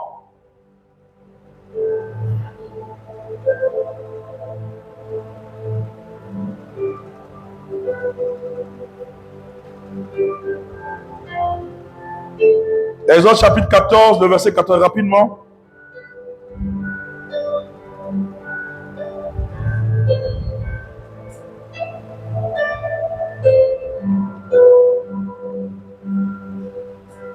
Voilà.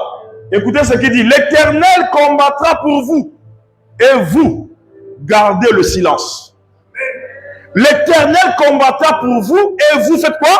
Gardez le silence. À un moment donné, ne sais pas convaincre tout le monde. Ne sais pas de te justifier parce qu'on a faussement parlé sur toi. Parce que lorsque tu prends le micro et tu commences à te justifier, les gens comprendront qu'il y a quelque chose derrière. L'arme qu'il faut utiliser, l'arme stratégique, c'est le silence. Parce qu'un jour, le Seigneur va te justifier face à cette fausse accusation.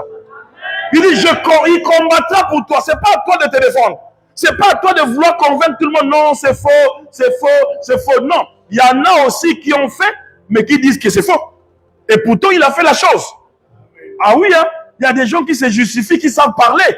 Il a fait des dégâts, il a détruit la vie de quelqu'un, la fille de quelqu'un, les enfants des gens. Et après, il dit c'est faux. J'ai jamais fait ça, c'est faux. Or, il a fait. Donc, c'est sa parole contre la parole de la personne. Mais quand tu n'as rien fait, et tu sais que tu es clean devant Dieu, mais il combattra pour toi. Il va te justifier devant les hommes. Tu n'as pas à t'inquiéter. Je dis à quelqu'un qui subit l'oppression aujourd'hui, qui subit la honte, l'humiliation, où on a rejeté, on a abandonné par la famille, par les hommes, le Seigneur va te justifier. Je te dis, le Seigneur va te justifier. Cette situation ne va pas demeurer pour toujours. Il va arriver un moment où le Seigneur prendra ta cause en main. Il va prendre la chose en main. Lui-même va te lever. Lui-même te fera asseoir. Lui-même te dira ce qu'il faut faire.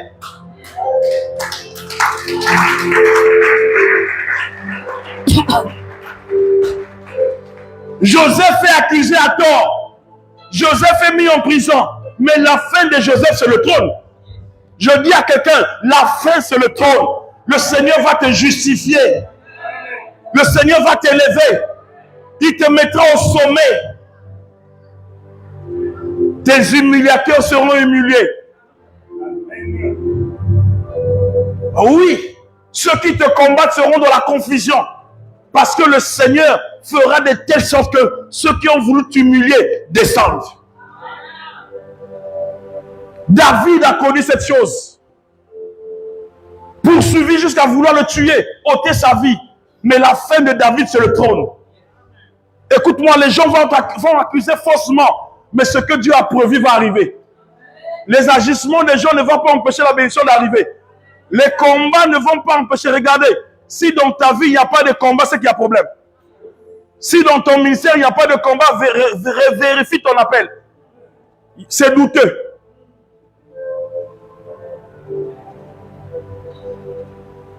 Et un homme m'a dit un jour, un pasteur m'a dit, mon apôtre, moi, mon ministère, c'est la pauvreté.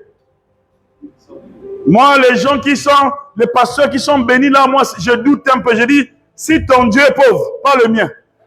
Et moi, je ne servirai jamais un Dieu pauvre. Si c'est la pauvreté qui m'attend, je laisse. Moi, ça bilanga. Moi, je ne peux pas servir un Dieu pauvre. Qui t'a dit ça? Moi, je veux servir un Dieu pauvre. Pendant que l'or et l'argent appartiennent à mon Dieu. Il est tellement riche. Et moi, quand je décide de faire quelque chose, je ne fais pas à moitié. Hein. J'implique Dieu. Il dit, Seigneur, ça doit se passer comme ça, comme ça, comme ça. Parce que c'est que Dieu que j'ai impliqué dans l'affaire là, il ne va pas aussi te laisser humilier. Autant convenable, Dieu te lèvera. Autant convenable, tu marcheras la tête haute. Les humiliations arrivent dans la vie de tout le monde. Mais ne t'arrête pas parce qu'on t'a critiqué. Ne t'arrête pas parce qu'on t'a rejeté. Ne t'arrête pas parce qu'on ne t'accepte pas. Ne te tue pas parce que personne ne veut te voir. Non, non, non, ne t'arrête pas à cause de ces choses. Ça confirme que tu as quelque chose que les gens n'ont pas. Ça confirme qu'il y a quelque chose en toi. Voilà pourquoi je t'ai dit, s'il y a un prophète dans ta vie, ce n'est pas toi-même. S'il y a un prophète dans ta vie, c'est ton ennemi. Parce que l'ennemi est un prophète. Il voit ce qu'il voit en toi, mais que toi-même tu ne vois pas. Généralement, il y a des choses que nous ne remarquons pas, mais que les gens remarquent. Les gens ont vu l'étoile à Bethléem, mais ils sont à l'Orient. Mais ils ont vu l'étoile. Lui-même ne savait pas que c'était une étoile. Et l'étoile a créé des problèmes. Hérode a eu peur d'un bébé. Un bébé a fait peur. La naissance de Moïse comme libérateur a tué les bébés. Les gens ont peur de ce qu'ils voient et voilà pourquoi ils te combattent. Les gens ont peur de ce que tu représentes, voilà pourquoi ils te critiquent. Mais quand on ne t'a pas critiqué, un homme qui n'a pas d'ennemi n'a pas d'avenir. Si ta vie est clean, personne ne dit contre toi, qu'on ce soit problème, parce qu'il y a un problème.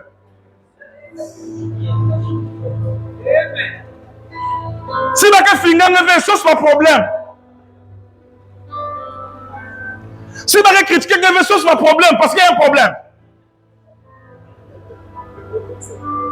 Ce qui nous rassure, nous, c'est les critiques. Ce qui nous renforce, c'est ce que les gens disent sur moi. Il dit, qu'est-ce que les gens disent que je suis? Bat qui n'a zozaï qui? Oh, il y a bakaki na zozaï, il y a bakaki na zozaï. Mais non, ben non. Que dites-vous que moi je suis? Parce que Jésus aussi voulait sonder. Lui-même, regarde, à un moment donné de la vie, hein, papa, il y a des choses, ne résiste pas, ne lutte pas. Tu peux te justifier, mais ne lutte pas. Regardez, Nzambi Mekima. Nzambi. Nzambi Mekima en Égypte. Il y a des combats. Il y a quelqu'un qui bouillima. Hein? Il y a des combats dans la vie, c'est pas que Nka Yuma Mekim non, ou Kim Kevek Yuma. C'est pour éviter les problèmes. On a dit, le vieux avait tué l'enfant, ben Kima. Le vieux, si vous restez là, le petit va mourir. Fouillez. Mais, bah, mais Kim Nazam Pipi, Nazam.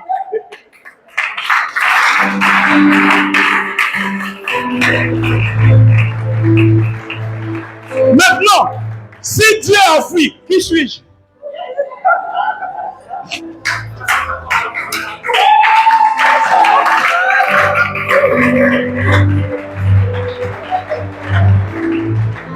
Si Dieu a fui, qui suis-je pour ne pas? Amen. Dans un moment donné, qui?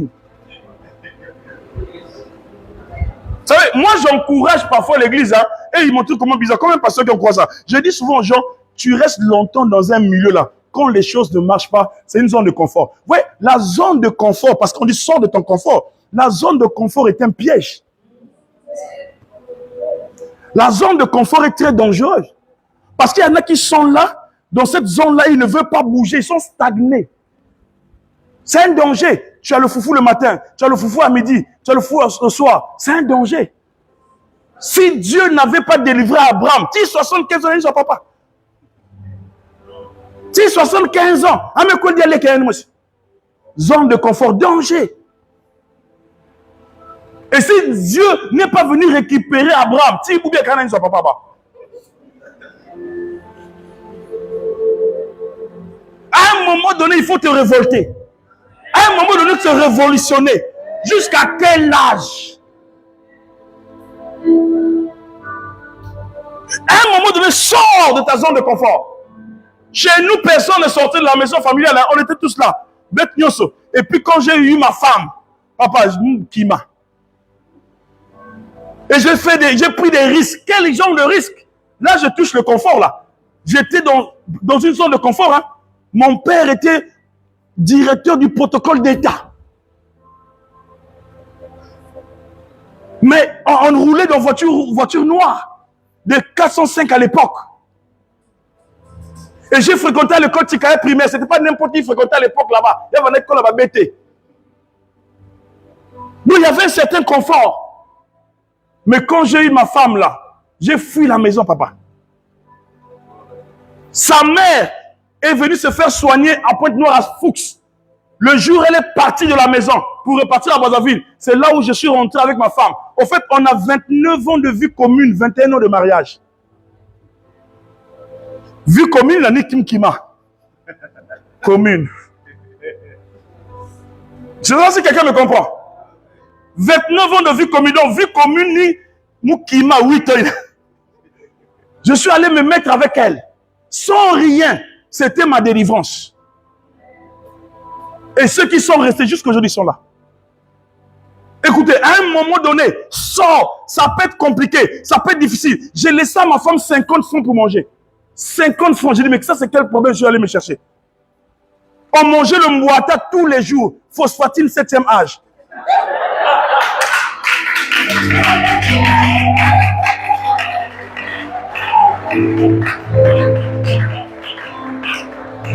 Vous y avez noyé sucre, mais il y a Mumba, Nangouba. Champion Yambouata. Mais après le Mbouata, il y a la gloire. Je parle à quelqu'un. Après le Mbouata, il y a la gloire. Sors de ta zone de confort et va conquérir que ce que Dieu t'a donné, que Dieu vous bénisse.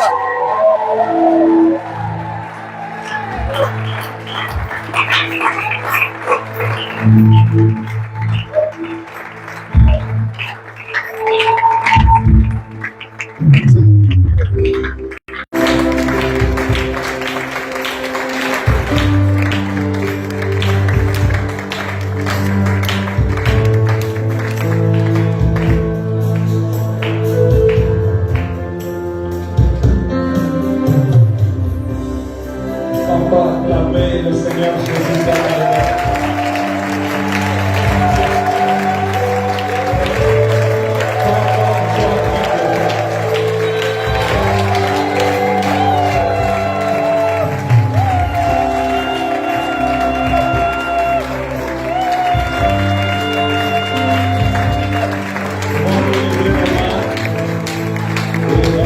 grâce à Dieu pour ce puissant message. Élève la voix et remercie.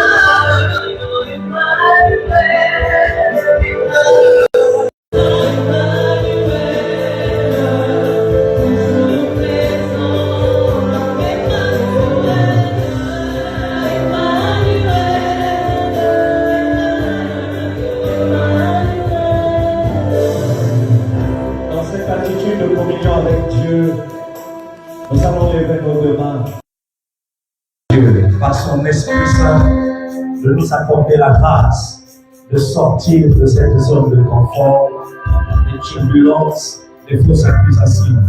Il nous donne la paix qu'il faut, la joie qu'il faut, la sagesse qu'il faut, la connaissance qu'il faut et les attitudes qu'il faut pour être trouvé plus que vainqueur. Lève les deux mains, tu as les yeux fermés et prie, parle à Dieu au nom de la croix.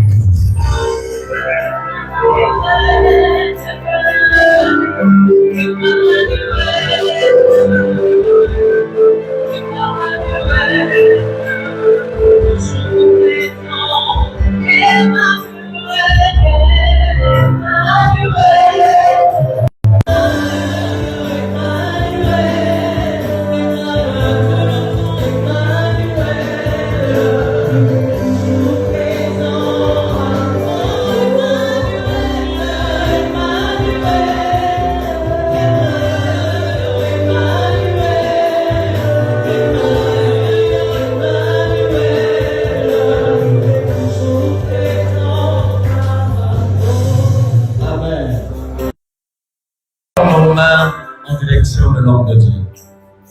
Et nous allons demander à Dieu qu'il nous accorde la grâce d'être puissamment enseigné, instruit par son passage ici durant ces 3 jours.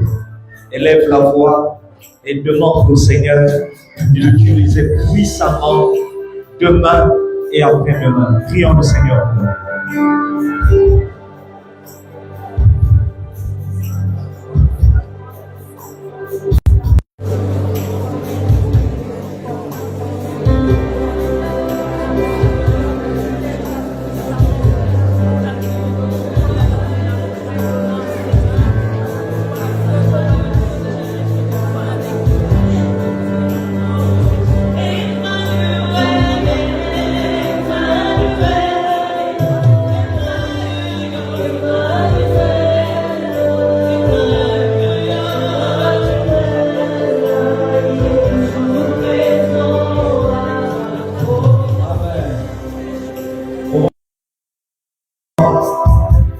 Afin de montrer au monde spirituel, venant de Dieu, venant du monde des ténèbres, et ici, Jésus est Seigneur à notre salle. Nous allons célébrer notre roi pendant 1 minute avec des cris de joie. Allons-y ensemble.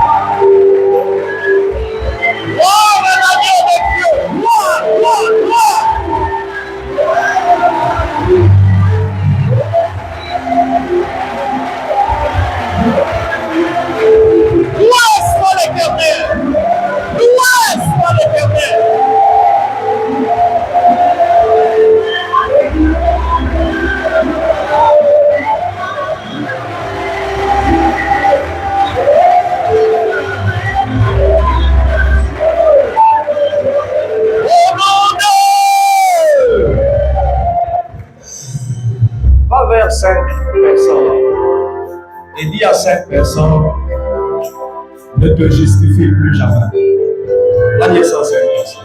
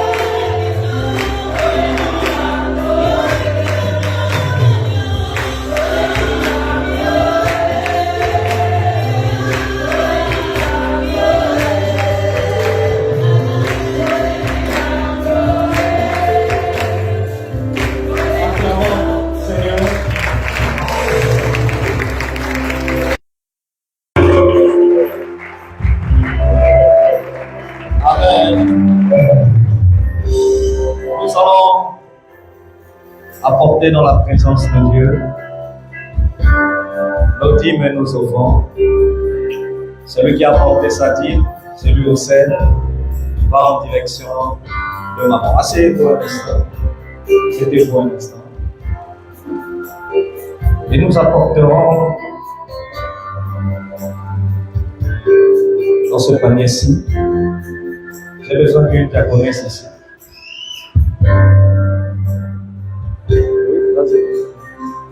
Non, laisse divine. Tu vas retirer. On va apporter déjà. Ah, gloire à Dieu, merci. C'est moi qui étais trop concentré. Est-ce qu'on peut acclamer le Seigneur? Alors, nous allons apporter nos offrandes dans la présence de Dieu. Et on nous avait remis des enveloppes pour Natsal. Qui s'en souvient? Qui s'en souvient? Pendant que, on va le faire aujourd'hui.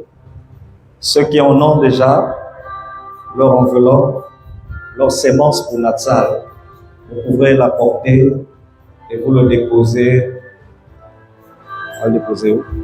C'est écrit, vous pouvez le déposer à l'intérieur. Amen.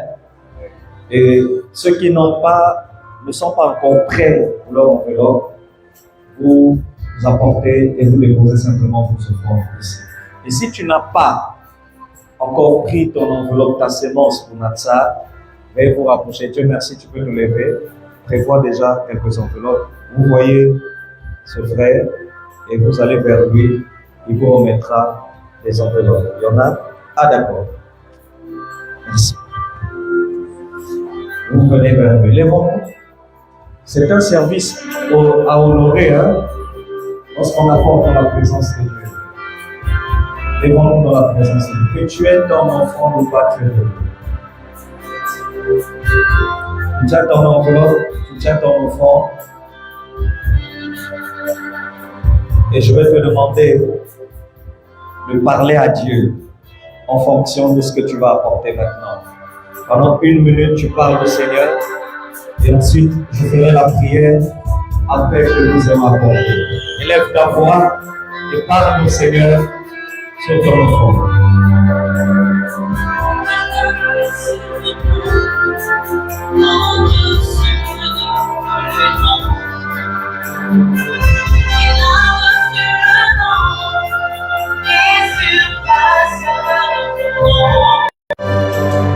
Amen.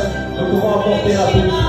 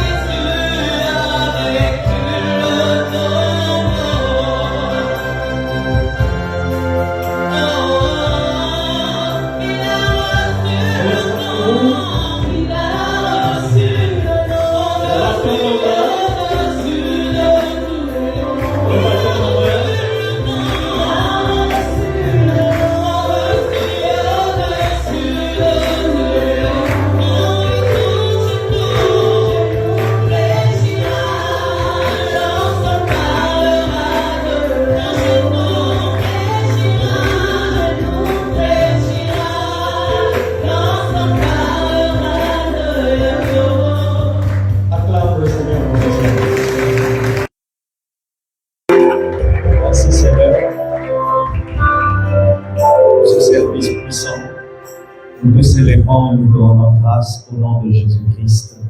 Amen. Pendant que tu te mets, n'arrête pas, acclame encore.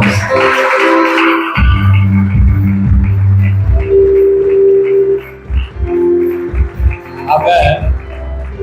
Regarde ton voisin et dis-lui, c'est pas encore fini. Hein? Non, dis à quelqu'un, c'est pas encore fini. Dis-lui à suivre. Rendez-vous demain et dis à ton voisin, ta voisine ne vient pas seule. Acclame le Seigneur.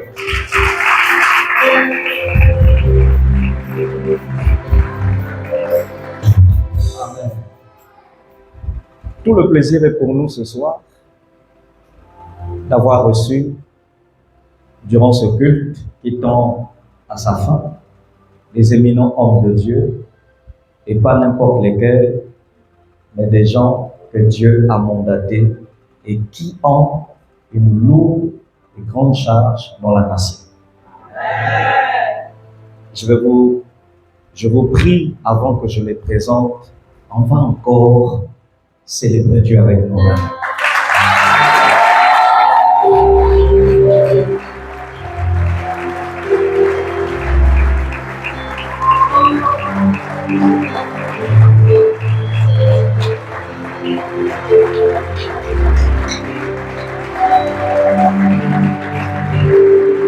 Amen. Amen. On va rester dans cette position parce qu'on n'honore pas les hommes de Dieu assis comme ça. Amen. Nous avons reçu ce soir le couple vrai solo. Je vous prie, ils vont simplement lever leur main droite et nous allons célébrer Dieu. Merci beaucoup. Merci d'être passé. Et que nous aimons très fort. Amen. Amen. C'est bizarre, dès que j'ai vu l'évêque, je ne sais pas, j'ai senti une connexion. Je ne sais pas comment expliquer ça. Hein? Amen. Comme disait un jour quelqu'un, il y a des gens qui étaient frères au ciel. Et puis ils viennent se retrouver sur terre. Que Dieu soit béni. Nous avons eu l'honneur et le privilège de recevoir aussi les fils pasteurs du couple Mvwezolo. Et on va acclamer Dieu, on va célébrer Dieu.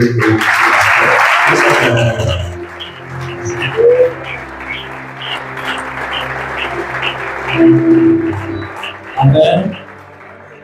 J'aperçois aussi le pasteur Nid qui est là ce soir avec nous. On acclame lui.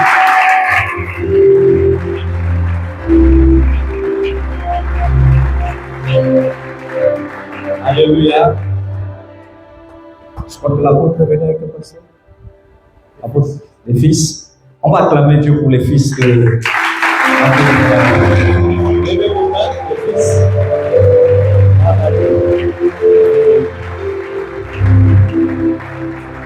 Amen. Amen. On va célébrer Dieu pour l'apôtre Ngandi qui nous a.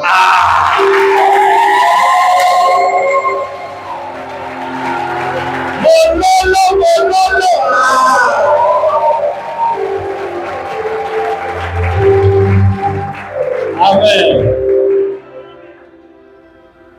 Ce que j'ai reçu, c'est pas à vous que je le dirai. Amen. Ça, c'est entre nous, dans le conseil des. Vous avez compris, non? Vous, c'est dans les enseignements. Que Dieu vous bénisse. Amen. Et j'aimerais qu'on célèbre le Seigneur pour une personne particulière. Attendez, avant d'arriver là-bas, arrivons d'abord ici. Ça va? On va célébrer Dieu pour une voix autorisée. Non, la façon dont tu dis Amen, ça me décourage. Et cette voix n'est pas n'importe laquelle. C'est une voix qui enfante. Et Dieu a donné autorité à cette personne et à cette voix. Et une autorité qui a cette nature de mère. Et j'aimerais qu'on célèbre Dieu pour la maman de la maison, notre pasteur, Christian Mathieu.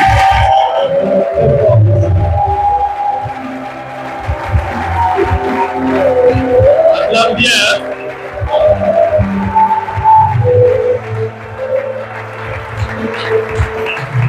Amen. Amen. Alors permettez-nous de célébrer le Seigneur pour son excellence, notre papa, l'apôtre William Bassa.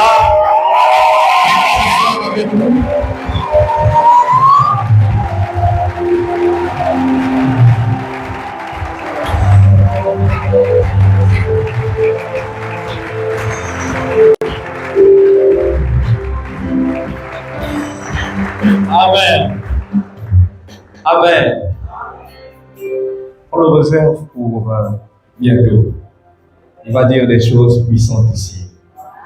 Mais nous allons recevoir la prière de clôture pour recevoir la bénédiction finale et la bénédiction de clôture qui nous permettra de rentrer en paix dans nos maisons par le canal de sa servante, pasteur du Christian. Et pendant qu'elle s'approche, nous acclamons le Seigneur.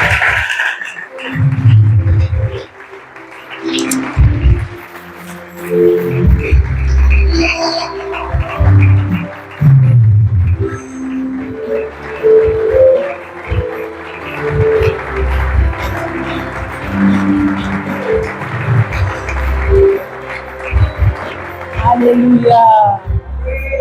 Qui est béni pendant ce programme? Qui reçoit quelque chose de merveilleux pendant ce programme? Qui reçoit sa délivrance pendant ce programme?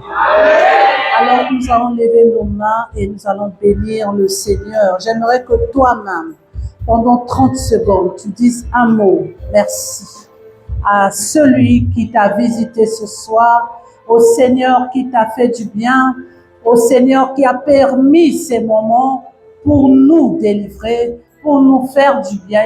Élevons tous nos voix et nous disons merci au Seigneur. Merci Seigneur. Merci Seigneur. Merci Éternel. Merci Seigneur.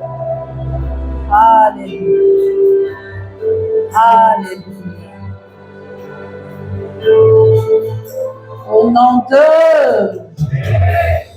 Père, il t'a plu de nous rassembler pendant ce programme que tu as appelé Natal.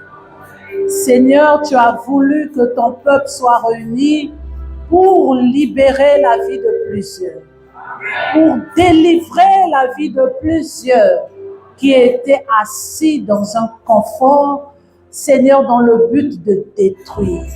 Mais comme tu as pour nous des projets de paix et que tu ne veux pas que nous puissions souffrir et périr, mais dans ton amour éternel, tu as permis ce programme afin de nous faire entrer dans notre destinée, afin de nous faire vivre ce que tu as prévu pour nous. Nous voulons te dire tous d'un commun accord, merci Seigneur. Merci pour la vie de ton serviteur, l'apôtre Ngami, qui a parlé de ta part ce soir. Nous t'avons entendu nous donner l'orientation. Nous t'avons entendu nous sortir, Seigneur, d'un confort qui ne nous faisait pas du bien. Mais tu as voulu, Éternel, que nous écoutons ta parole afin que nous comprenions quelle est ta volonté et quelle est ta pensée pour chacun d'entre nous. Seigneur, je sais que les vies ici ont été bénies, ont été délivrées des conceptions erronées. Seigneur, d'une manière de faire, Seigneur, qui n'était pas bien. Mais ta parole qui est source de vie, ta parole qui est notre délivrance, elle nous a affectés et nous repartons chez nous bénis.